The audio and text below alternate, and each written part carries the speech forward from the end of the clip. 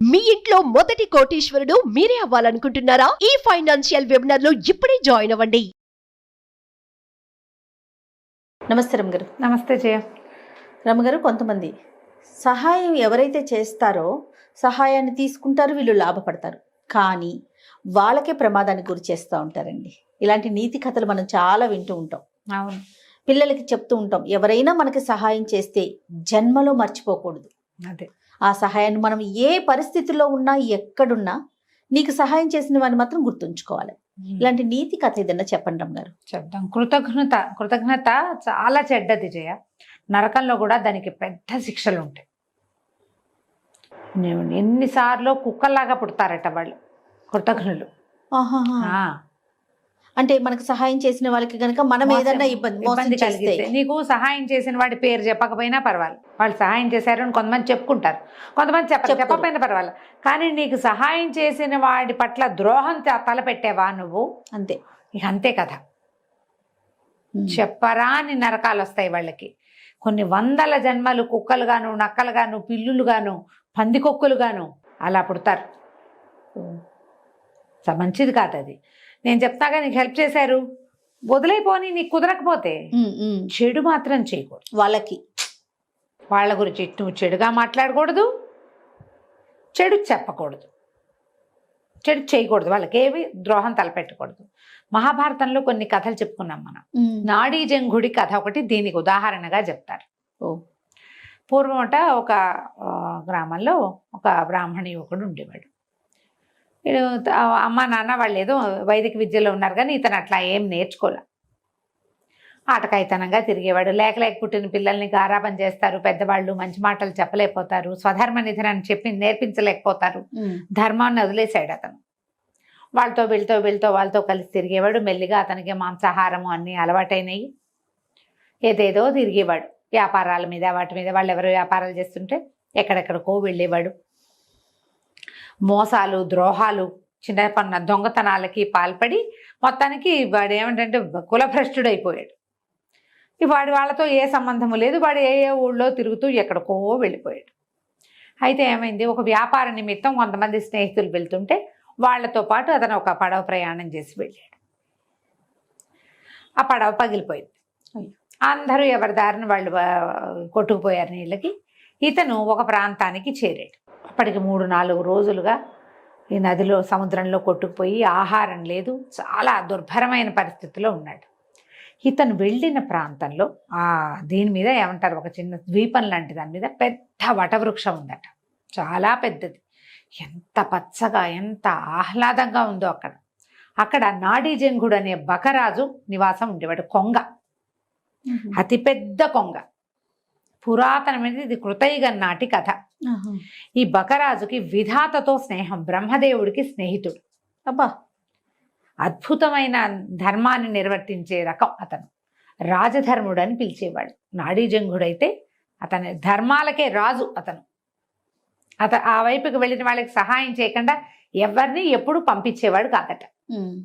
అయితే ఈ సుమంతుడు అనే యువకుడు, కులభ్రష్టుడైన వాడు, ఆయనకు కనిపించాడు ఆ నాడీజంఘుడికి.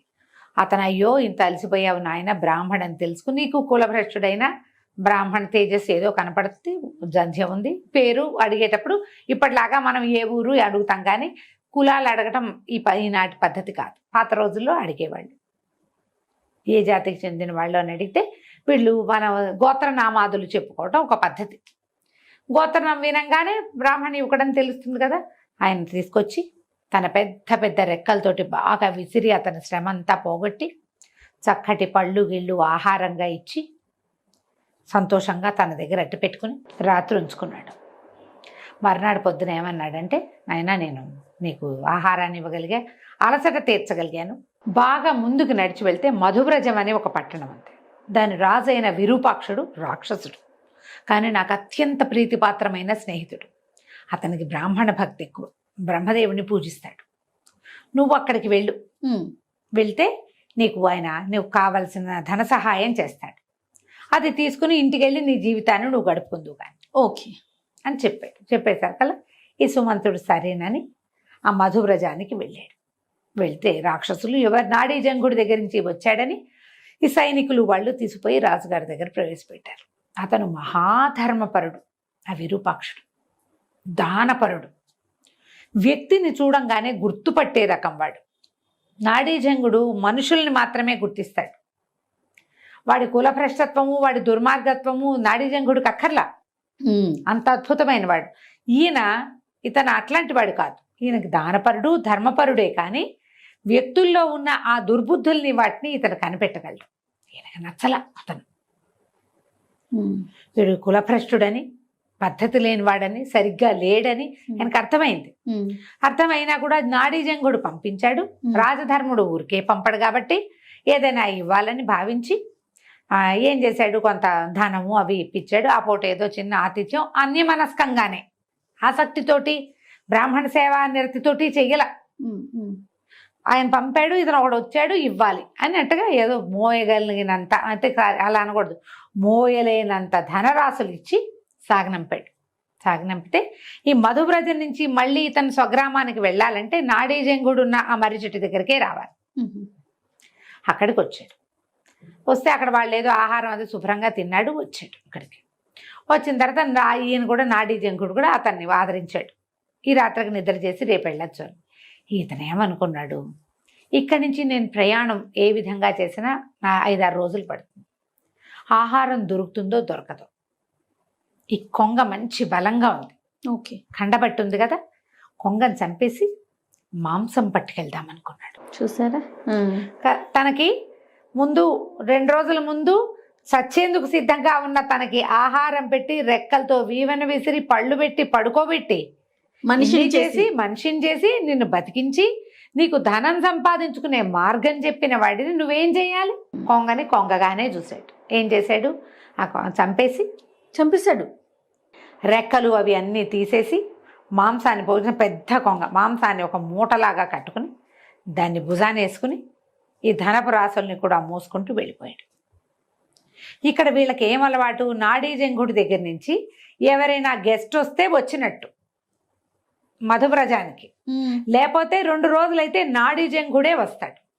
ఓహో, కబుర్లు చెప్పుకుంటారు, సాయంకాలాలు కాసేపు వచ్చేవాడు. వీడు బయలుదేరి వెళ్ళిపోయాడు. ఈ నాడీజంగుడిని చూసి 2 రోజులైంది, ఏమిరు మనిషి రాలేదు, ఎవరు రాలా ఆ పక్క నుంచి, కనీసం కొంగ పిచ్చిక అయినా వస్తాయి, నాడీజంగుడు రాలేదు అని ఆయనకి ఏదో అపశకునంగా అనిపించడం మొదలుపెట్టింది విరూపాక్షుడికి. కొంతమంది చారుల్ని పంపించాడు. భటుల్ని, నాడీజంగుడి కుశలం కనుక్కురండి, ఇక్కడి నుంచి అక్కడి నుంచి రోజు కబుర్లు వస్తూనే ఉంటాయి. ఏమీ రాబోయేసరికి ఆయనకు అనుమానం వచ్చింది. భటులు వచ్చేసరికల్లా వటవృక్షం బోసిపోయింది, రెక్కలు అవి తెగి కనపడుతున్నాయి, అక్కడ ఇక్కడ ఈకలు కనపడుతున్నాయి, నెత్తురుంది. వాళ్ళు పరిగెత్తుకుంటూ వెళ్ళి చెప్పేసరికల్లా ఈయనకి ఏమనుమానం వచ్చింది, దుర్మార్గుడైన కపట బ్రాహ్మడు ఒకడు వచ్చాడు, కులభ్రష్టుడు, వాడే ఈ పని ఏదో చేసుంటాడని ఆయన ఆ మేఘాల మీద పరిగెత్తుకొచ్చాడు. వస్తే ఏముంది, రెక్కలు కాళ్ళు ముక్కు కనపడ్డాయి. పరమ దుఃఖంతో అయ్యో దుర్మార్గుడికి ఇంట్లో అవకాశం ఇచ్చి ఇట్లా చేసుకున్నాడే అని వాటిని దహనం చేశారు, ఆ కనపడ్డ వాటిని. ఈ బ్రాహ్మడు ఏ దారిని వెళ్ళాడో వాడిని పట్టుకురండి అన్నారు. ఇంతలో బ్రహ్మదేవుడికి ఈ కబురు వెళ్ళింది. స్నేహితుడు కదా వాళ్ళిద్దరు మాట్లాడుకుంటారు ఎప్పుడు. వాడిని పట్టుకొచ్చేసారు సుమంత్రుడు, సైనికులు వెళ్ళి పట్టుకొస్తే ఈయన ఏమన్నాడంటే, వీడిని చంపి ఆహారంగా తినండి అని భటులకు చెప్పాడట విరూపాక్షుడు రాక్షసులకి. రాక్షసులు నరమాంసం తింటారు కదా, చీచి వీడు కృతజ్ఞుడు, వీడి మాంసాన్ని మేము తినమన్నారు వాళ్ళు. కృతజ్ఞుడైన వాడి మాంసాన్ని నరమాంస భక్షకులు కూడా తినరు ఆ కాలం. అది ముక్కలు ముక్కలుగా తరిగి కుక్కలకు ఆహారంగా వేయమంటే కృతజ్ఞుడి మాంసాన్ని కుక్క కూడా ముట్టదు, కుక్కలు కూడా తినలేదట. ముక్క చెక్క తరిగేశారు, తరిగి మాంసాన్ని విసిరేస్తే కుక్కలు కూడా ముట్టుకోలేదు. వీడు కృతజ్ఞుడు, వీడి మాంసం బాగుండదు, చెడు వాసన వస్తుంది, వాడు కృతజ్ఞత అందులోంచి బయటకు వస్తుంది. కుక్కలు విశ్వాసం గల జంతువులు కాదు, మరి అవి తినవట. ఇంతలో విధాత బ్రహ్మదేవుడు వచ్చి ఈ నాడీజంగుడి ఇది చూసుకుని వాడి దగ్గర మాంసం కూడా దొరికింది, దాంతో దహనం చేశారు. ఆయన ఆ దహనం అయిపోయిన దాని మీద అమృత వర్షం కురిపించి నాడీజంగుడిని బతికించాడు. బతికిచ్చేసరికల్లా విరూపాక్షుడు కావలించుకున్నాడు, నేను నిన్నెంతో మిస్ అయ్యాను, నువ్వు కృతజ్ఞుడు, వాడి సంగతి నీకు తెలియక నువ్వు వాడికి ఆశ్రయం ఇచ్చావు, వాడే నిన్ను ఇట్లా చంపేశాడు, ఇంత అన్యాయం జరిగింది, భగవంతుడు ఉన్నాడు కాబట్టి నువ్వు బతుకున్నావు, లేకపోతే నువ్వు ఎట్లా వస్తావు మాకు, నీలాంటి వాడిని మేము కోల్పోతాం కదా అని కావలించుకుని చాలా దుఃఖపడ్డాడు. ఆ బ్రాహ్మడు ఏమయ్యాడో నిన్న నాడీ జంకుడు అడిగితే వాడిని ముత్తరించి కుక్కలకు ఆహారంగా వేసాం, కుక్క కూడా ముట్టలేదు వాడి శరీరాన్ని, వాడి మాంసాన్ని అని విరూపాక్షుడు చెప్తే, అయ్యో అయ్యో బ్రాహ్మణ వధ చేసావా నువ్వు, మారడానికి వాడికి ఇంకొక అవకాశం ఇవ్వండి, వదలకూడదు, నువ్వు చేసిన పుణ్యమంతా పోతుంది ఒక బ్రాహ్మణ్ణి వధిస్తే. వాడు కులభ్రష్టుడైతే వాడి భ్రష్టత్వం వాడితోటే ఉంటుంది, వాడిని చంపిన పాపం మనకొస్తుంది కదా, అతన్ని బతికిచ్చి అతనికి ఒక అవకాశం ఇవ్వమని అడిగాడు. ఆయన చూడు ఎట్లాంటి వాడు, ఇంత చేసినా కూడా. అప్పుడు మళ్ళీ బ్రహ్మదేవుడి వరప్రసాదంతో సుమంత్రుడిని మళ్ళీ బతికించారు. బతికిచ్చి ఈ అపార ధనరాశులు ఇచ్చేసి అతన్ని పంపించేసి, కృతజ్ఞుడు అయితే అంటే ఎవరికైతే కృతజ్ఞత ఉండదో వాడికి ఎలాంటి గతి వస్తుంది అంతే. ఇప్పుడు దీనికి ఈ జీవుడికి ఆయన చెప్పట, ఇంత పని చేసినందుకు వాడి కర్మశేషాన్ని వాడు అనుభవిస్తాడు. రేపు మరణించి వెళ్ళాక వాడంతటి వాడిని మరణించని, చంపిన పాపం నీకెందుకు, ఈ కర్మబంధాన్ని అతను మోసుకోవాల్సిందే. అతను చేసిన చాలా రకాల దుష్కర్మలు, కులభ్రష్టత్వము, స్వధర్మ నిధనం చేయకపోవటము తో పాటు వాటన్నిటితో పాటుగా నాడీజంగుణ్ణి సంహరించింది, ఆ పాపాన్ని కూడా వాడు మోసుకుంటాడు. కానీ వాడిని చంపిన పాపాన్ని నువ్వు మోయొద్దు అని చెప్పి అతన్ని బతికించి కాలక్రమం ఏ రకంగా అయితే అది అయిపోతుంది అని చెప్పి డబ్బిచ్చి పంపించేశారు. ఇలాంటి కథలు మహాభారతంలో ఎన్ని ఉంటాయో జయ. ఎంత బాగుంది రమ్మగారు కదా, చాలా విశేషమైన కథ. ఎప్పుడూ కూడా మనుషుల బేసిక్ ధర్మం ఏంటంటే కృతజ్ఞత. అది లేకపోతే మనిషి కాదు, అంతే. జీవించి ఉన్నా వేస్టే వాళ్ళు, వ్యర్థం కదా. నేను చెప్పాను, నువ్వు సహాయం చేసిన వాడికి తిరిగా సహాయం చేయలేకపోయినా ఏం పర్వాలా, చెడు చెయ్యకు, చెడు అనకు, అంతే. అది పాపం నీ వెంట పడుతుంది. తప్పులు ఎప్పుడు వెంట పడతాయి కదా జయ, 100% అండి. ఎప్పుడు మన నీడ మన వెన్నంటే ఉంటుంది. ఇది కూడా అంతే, నీడలాగా పడిపోతుంది మన వెనకాల. అందుకని ఆ పని మాత్రం చేయి. చాలా బాగుంది రమ్మగారు, అద్భుతంగా ఉంది. నమస్తే అండి. నమస్తే జయ.